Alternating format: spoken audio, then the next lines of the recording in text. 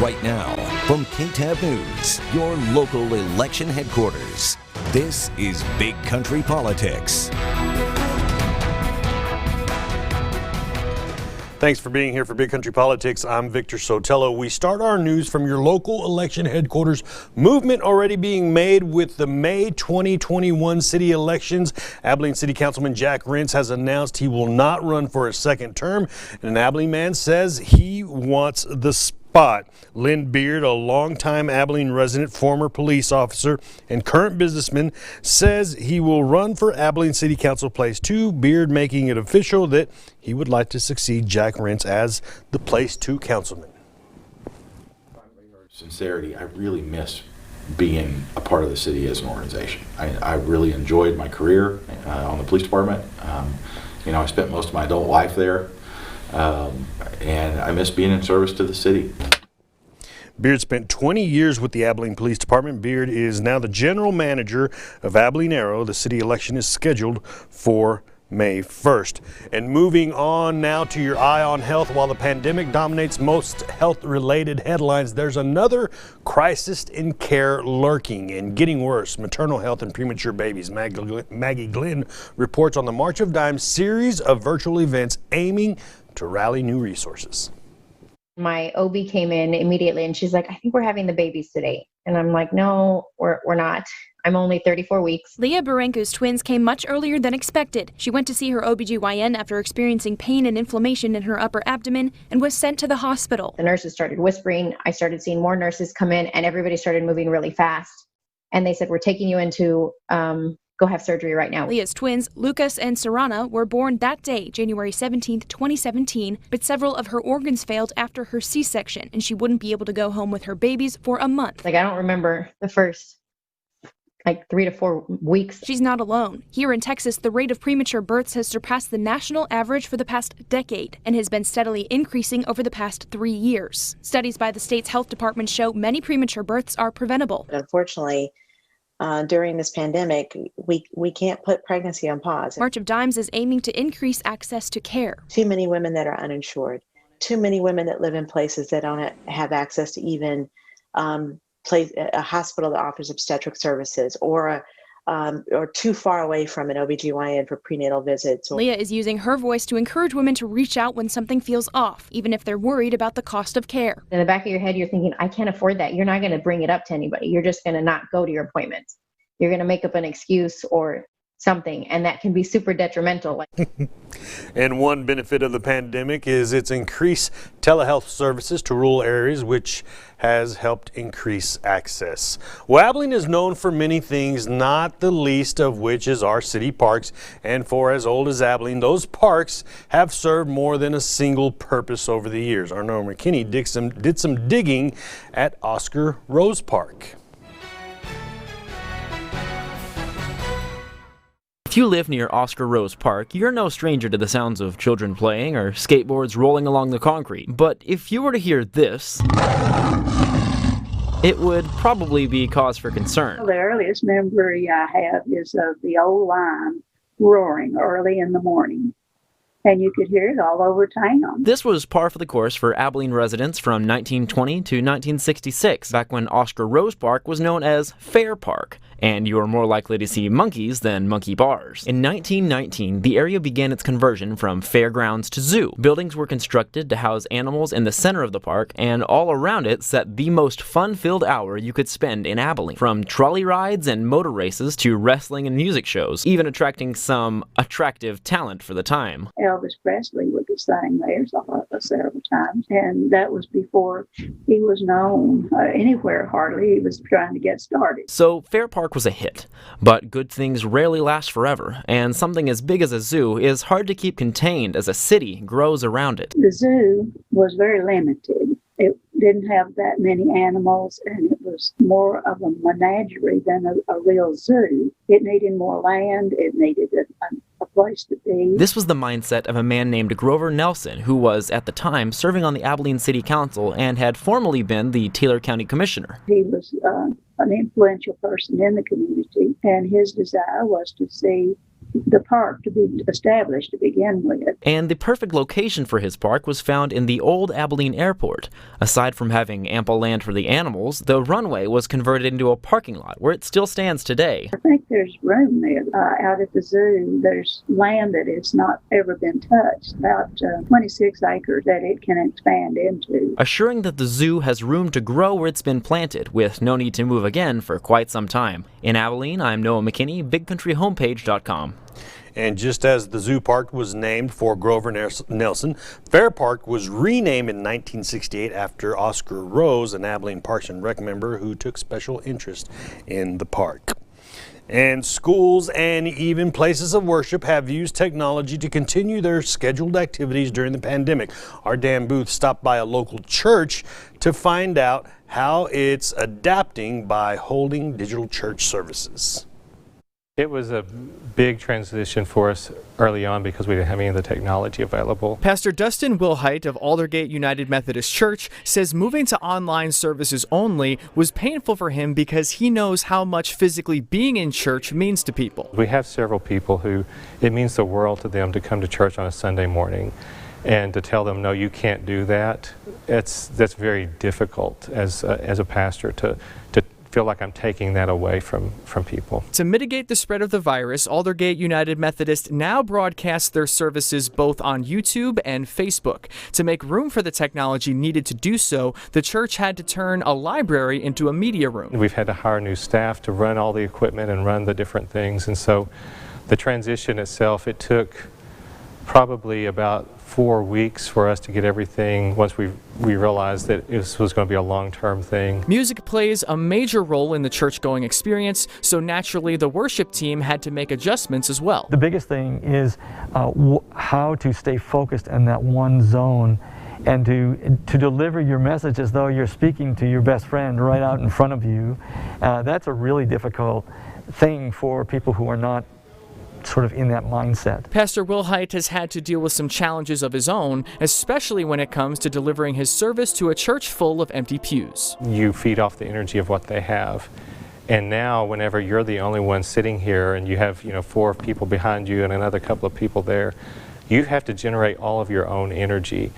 And it's extremely tiring. Although it hasn't been easy, as the number of COVID-19 cases continue to rise in Abilene, the Aldersgate United Methodist Church made the necessary changes to help its community. Finding the balance between community and safety has been very difficult, but I think overall we've done a pretty good job, and we're always brainstorming and trying to find new ways of interacting and keeping people connected to one another. For BigCountryHomepage.com, I'm Dan Booth.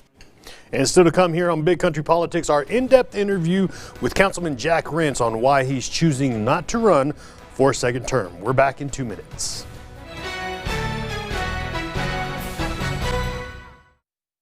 Big Country Politics on KTAB continues. All right, welcome back to Big Country Politics. We are in the home of City Councilman Jack Rentz, in the beautiful home of City Councilman Jack Rentz. Thank you for joining us on the show. I'm glad to be here. I appreciate that. You have, first of all, let's introduce you. Let people know who you are. Well, I've been around a while. I'm Jack Rentz. I'm Yes, sir. founder of Rentz Boiler Systems. I've been around Abilene since January of 1975. Been chasing boilers around the world most of those years until I'm pretty much retired a few years ago. In fact, I'm fully retired now. And that's been my life, the boiler industry, refineries, chemical plants, heavy industry. And you've been on the city council for the last few years, took over for Spano. Bruce Kreitler. Oh, Bruce Kreitler, Yeah, that's right. that's right, yeah. That's right, and it was Spano before Spano Bruce before Kreitler. that. That's and I right. don't know before him who was there. That's right. So, but you decided not to run again. Yeah, that's right. I originally thought I would do 2 terms, and last summer we have a little place at Possum Kingdom Lake, and a good friend from high school came out, and his intent was to stay all week long. We stayed just kind of for the weekend, and 2 or 3 times over the weekend he said, "Yeah, Jack, I'll be 70 at my next birthday." I don't know why he said it, but he said it 2 or 3 times. "I'll be 70 at my next birthday." Well, I'll be 69 at my next birthday. But Monday night he walked out, set his trout line, and had a heart attack and drowned in the lake on my place. Oh, you're kidding me. No, and I'm thinking, wow. So the body was recovered the next day, etc. A couple of months later, less than that, a friend in the industry had a car wreck and died. Another friend that worked for us forever died of cancer. And I'm thinking back to my friend Randy, why am I doing this at this age when I could be doing a lot of other things? So I just kind of decided, you know what, I think I'll do those other things before it might be too late. Time to relax a little bit. Time to play more. You've had a career. Yeah. You've been a servant Yep. to the community. Yep. I think I've done enough. So I've Well, enjoyed congratulations. it. It's been a lot of fun. Well, good, good. I want to talk to you about your time on the council. Okay. What do you think was your biggest accomplishment on the council, or as a team? Yeah. Well, I think we're a cohesive team. I think we brought some maybe sense of stability. I think it led to investments downtown, to the growth of downtown. We certainly didn't do the growth in downtown, but I think it gave people the comfort level that, hey, this is solid. Let's invest in downtown. It's council stable, and so as a group, I think we led to that. No one person on the council does anything. I tell people, you know, when you're up there and they're in the audience and maybe they're giving you a little bit of a hard time, you just say to yourself, I'm just one of seven. That's all I am. I'm one of seven. Well, you said maybe when people are out there and you're up, you guys are up in the chamber and people are giving you a hard time. I want to ask you about that here in a little bit because I want to ask you about, I want you to give some advice to some people who might be thinking about going and running for city council. And I want to get to that probably in our second segment. Right. But you were talking about it's not one person, it's a team, and that's what it really is, right? I mean, you guys vote on everything. It really is a team. We don't discuss things in closed doors unless it's in executive session and listed because it's against the law. Against the law. We don't talk to each other on the phone. We don't gather together. We're very careful about communicating with each other, except by the emails the city sends us to read and study up on. But in executive session, we can talk about certain things. Otherwise, it's all in open session. But you know, I think we're a well-balanced council and bring lots of perspectives to it, and I think that's good. Well, you know, these days when I talk to anybody on city council, they bring up streets because that's an accomplishment for you guys. And then you brought up downtown. I mean, there's a resurgence in downtown that has a lot to do with council. And I want to ask you about this because in the past, years back, the city of Abilene had a reputation of being hard to work with as far as building goes, but that's been cleared up a lot now. That perception has changed. I think you give Robert Hanna 90% of that credit because he's a businessman running the city. And I looked at the city, this is a business, $100 million a year budget business, and mostly labor and a lot of customers, you know, 100 and something thousand customers. So Robert runs it like a business, and if you've got a problem and an issue, and you think that somebody in the trenches is overstepping the rules, he'll be glad to step in and help them mediate, help them find a solution that's just good for everybody. And I don't think maybe we haven't always had that, but Robert's excellent at that. So like I said, Abilene did have that reputation, but you're giving that credit to Robert Hanna. Yeah. What's another big accomplishment that you guys have done during your term, you think? Wow. Well, streets are actually, you got to give the mayor credit for that, but I hear a lot of good things about the streets, and I deliver Meals on Wheels in Northwest Abilene, and we transform Northwest Abilene as far as streets goes. Yeah. There's still work to be done. Sure. But streets are a big deal, you know, in front of Cooper High, we worked on that. Streets, and more streets, you know, and I think maybe public information. I think the city does a better job of informing the public on what's coming up, what we're doing, why we're doing it. So we're not leaving people in the dark wondering why quite so much. And if they wonder why, they can call and get an answer. And the thing that I was going to say about being on the council, a lot of people email us or they call us or they come to the council, and the problem is we have the facts and they don't. and we have the facts, and if they had the facts, they probably wouldn't have come or emailed us. And so we get a lot of good facts from the city to work with. Well, and that there's a lot of things that go on behind the scenes and a lot of moving parts there that unless you're entrenched in that, you really don't know kind of all the ins and outs, huh? People work off hearsay, you know, and he said, she said, and all of a sudden it's a big deal, and there's no truth to it at all by the time it gets back up to the source, you know. that's common. That's not necessarily in the city. That happens in businesses too. Oh, absolutely. It's just the way it is. But, okay. Well, I want to talk. You talked about Meals on Wheels. Yeah. You're obviously on City Council. I want to talk to you about your service to the city when we come back on Big Country Politics with City Councilman Jack Rentz. We'll be right back.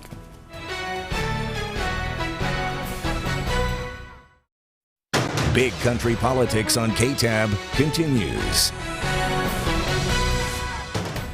Welcome back to Big Country Politics. We are continuing our conversation with City Councilman Jack Rentz. He has decided not to run for another term, and we've talked to him about that already, but now I want to talk to you about, because we were talking in our last segment and you mentioned Meals on Wheels. You've been delivering Meals on Wheels for how long now? I don't know, some 10 years or so. That long? You don't even know how long you've been doing it. Long time. It's just a thing you do. It's just something I do on Thursdays. And that's what I want to talk to you about. You're a very successful businessman. But yet you decided to run for city council, and you served on city council, and you've been doing Meals on Wheels for you don't know how long, for more than 10 years, and who knows what else you're doing. How important is service to the community for you, and how important is it for everybody to get involved in something like that? Oh, I think it's very important. The city's been good to us, no question about it. You know, we had a little help early on from the DCOA, and but it's just good to be involved. You meet a lot of people, and you know, a lot of my success I can contribute to contacts I made through life in this town, going way back when you first came here. If you need to know, if you start a business, you need insurance, you need nice to know some people in that industry. You need a good banker friend, and you meet a lot of these people through service, and the nonprofits can't afford to purchase the labor that you're giving them for free. I mean, they have to rely on volunteers.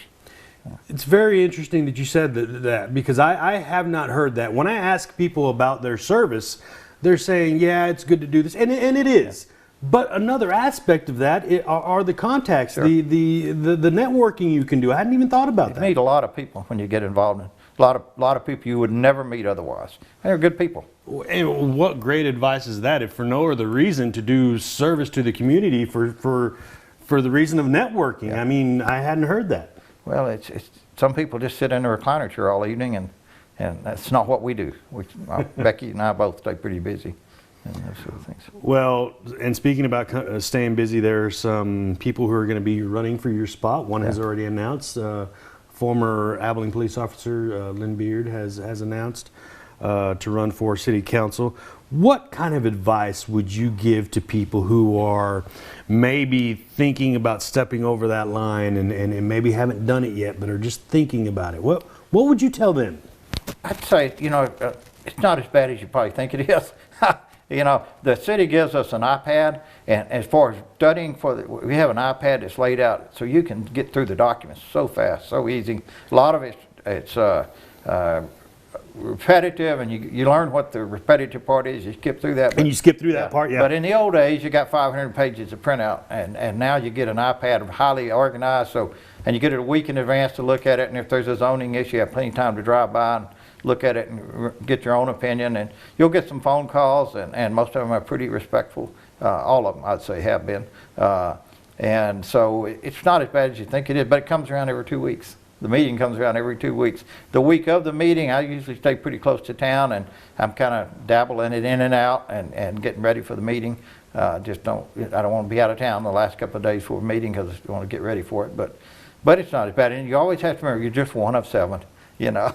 So. Well, and I guess that's important to remember when you're in the city council meeting and maybe there's a controversial issue coming up and lots of people are coming up and really directing their frustration at the city council, right? I mean, that happens a lot. Yeah. You know, we have good staff. They give you good information about why the staff recommends something. They're usually on target, but we don't always agree with them. We don't have to agree with them on anything.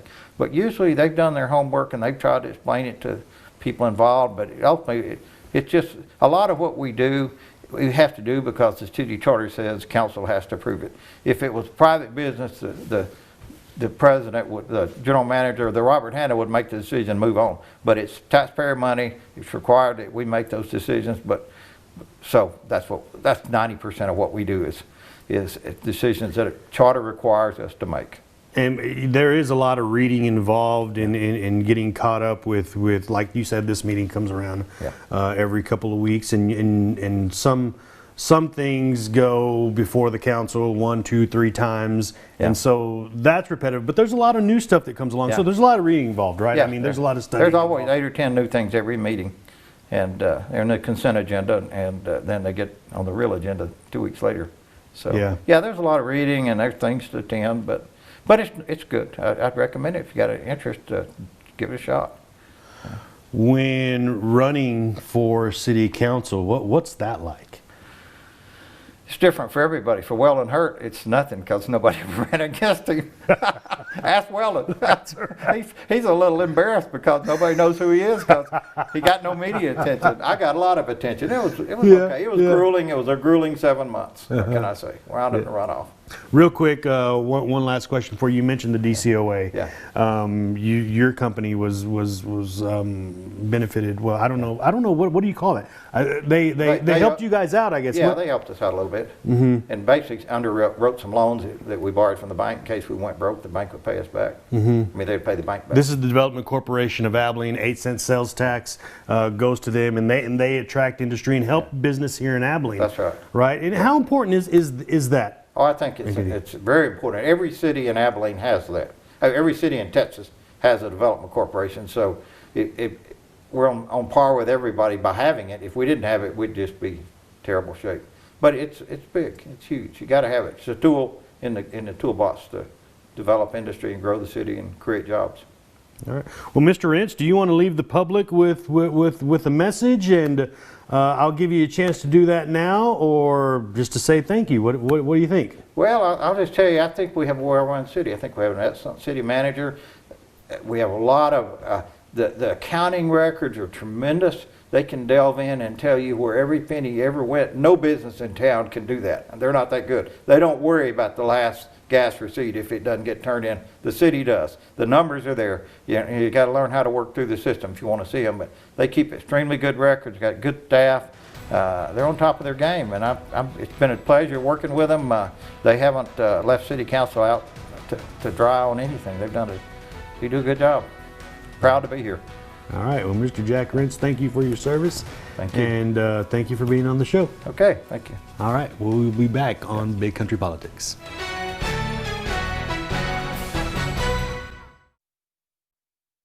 Big Country Politics on KTAB continues. And that does it for this week's edition of Big Country Politics. For the latest political headlines, always go to bigcountryhomepage.com, and we'll see you next week, same time, same place. Thanks for watching.